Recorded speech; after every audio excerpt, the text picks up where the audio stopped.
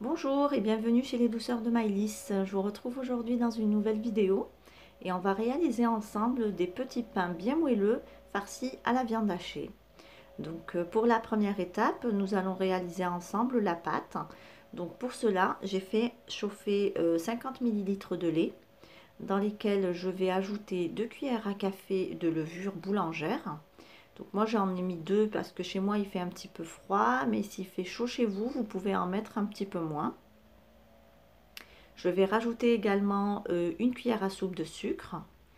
Je mélange le tout et je laisse reposer 5 minutes le temps que la levure fasse effet.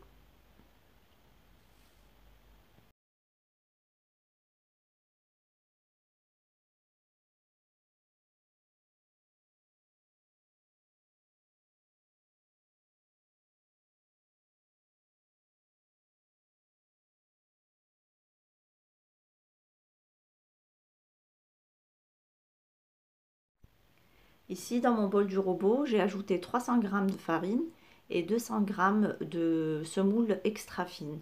Donc si vous avez de la semoule extra fine, c'est tant mieux. Sinon, vous pouvez bien entendu la remplacer avec de la semoule fine. Ici, je vais rajouter une cuillère à café de sel. Et je vais mélanger un petit peu tous les ingrédients ensemble pour pas que le sel en fait soit en contact avec la levure.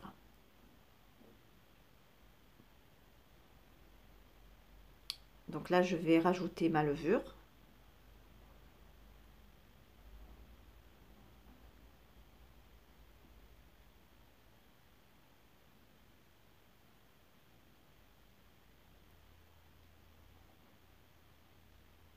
Et je rajoute l'équivalent de 2 cuillères à soupe d'huile d'olive.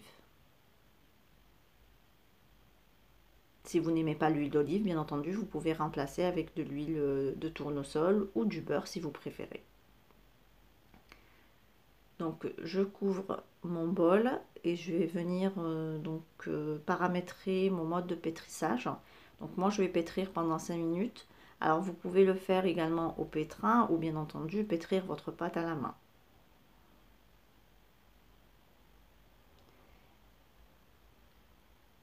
Donc là je commence mon pétrissage et je vais venir rajouter de l'eau tiède petit à petit. Donc je rajoute et je regarde bien que ma pâte elle se ramasse, hein. Donc il faudrait avoir en fait une pâte assez souple mais pas du tout collante.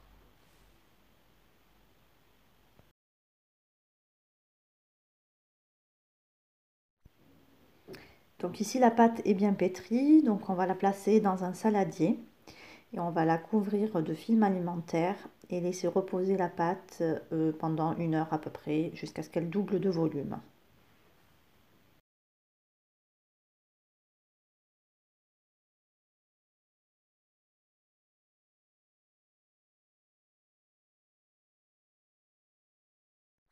Donc pendant que la pâte repose, on va venir préparer notre farce.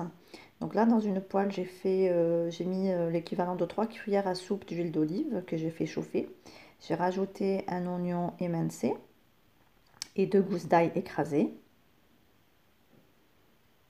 Donc je mélange le tout et je laisse colorer un petit peu. Donc dès que mes oignons deviennent un petit peu translucides, je vais rajouter ici, donc j'ai découpé en petits carrés un poivron rouge et un poivron jaune. Après vous pouvez mettre un poivron vert, enfin vous mettez ce que vous avez.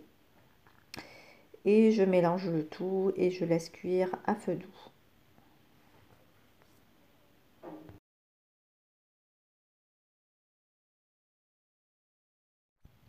Ici je rajoute 300 g de viande hachée et je laisse cuire en mélangeant constamment.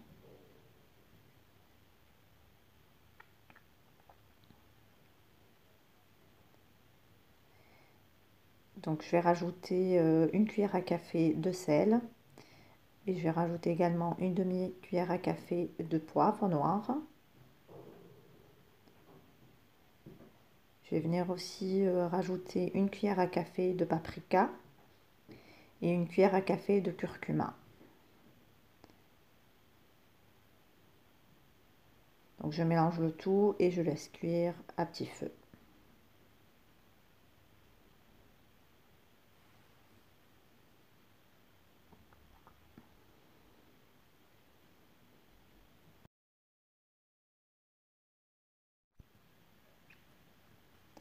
Donc dès que ma viande hachée est bien cuite, là je vais rajouter l'équivalent d'une cuillère à soupe de persil haché. Je mélange bien et je stoppe la cuisson.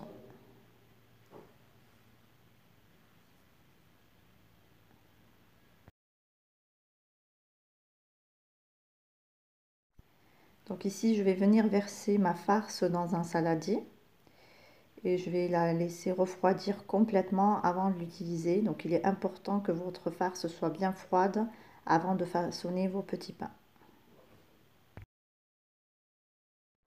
Donc ici, comme on peut le voir, ma pâte a bien doublé de volume. Donc je vais venir la dégazer et je vais la déposer sur mon plan de travail. Là, je continue à la travailler un petit peu. Et je vais venir la découper en plusieurs petites boules. Donc là, j'ai fait 10 petits pains. Donc je façonne chaque petit bâton en boule et je réserve de côté.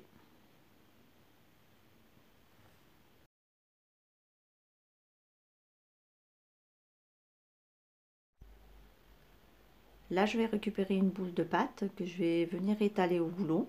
Donc comme vous pouvez le voir, ma pâte est bien souple et pas du tout collante. Donc là, je n'ai même pas besoin de saupoudrer mon plan de travail de farine avant d'étaler ma pâte. Elle est juste parfaite, elle ne colle pas du tout. Ici, je vous montre un petit peu l'épaisseur obtenue.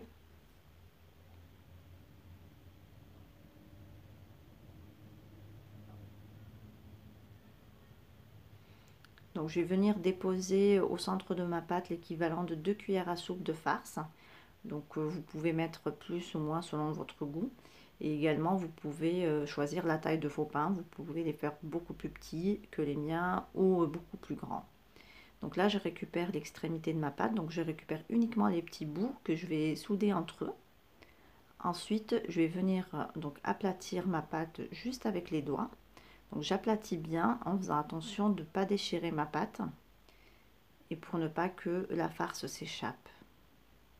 Donc je continue à bien étaler.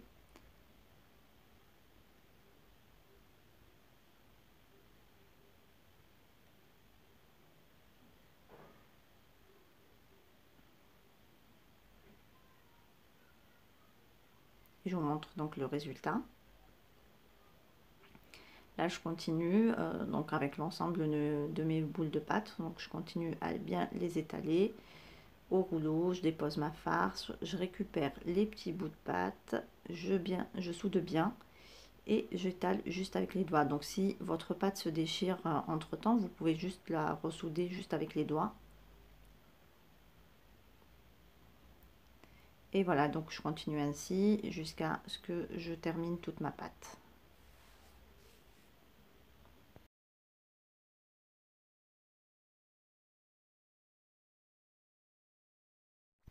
Donc ici, j'ai fini de façonner mes petits pains. Je les laisse reposer 5 minutes, le temps que je fasse chauffer un petit peu mon tagine. Donc pour ceux qui m'ont déjà posé la question, donc cette question je l'ai eue plusieurs fois, donc d'où vient mon tagine? Donc en fait c'est un tagine que j'avais acheté en Algérie, donc il est assez pratique, il est bien grand et ne colle pas. Mais vous pouvez bien entendu faire cuire vos petits pains soit sur une crêpière ou une poêle. Donc là je fais cuire mes petits pains donc des deux côtés, donc juste 3-4 minutes de chaque côté, c'est suffisant.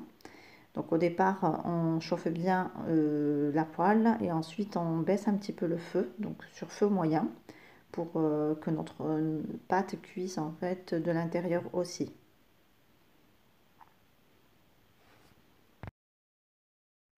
Comme notre pâte en fait contient de la levure, donc elle va un petit peu gonfler lors de la cuisson.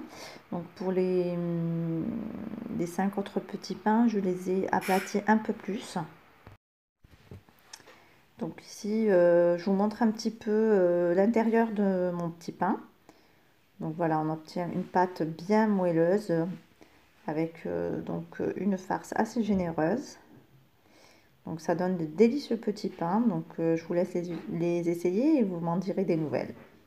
Ici, on arrive à la fin de notre recette. J'espère que celle-ci vous a plu. Si vous avez aimé, likez et partagez. N'oubliez pas de cliquer sur le bouton abonner si vous ne l'êtes pas encore et d'actionner donc la cloche des notifications. Merci de m'avoir suivi et à très bientôt chez les douceurs de Maïlis.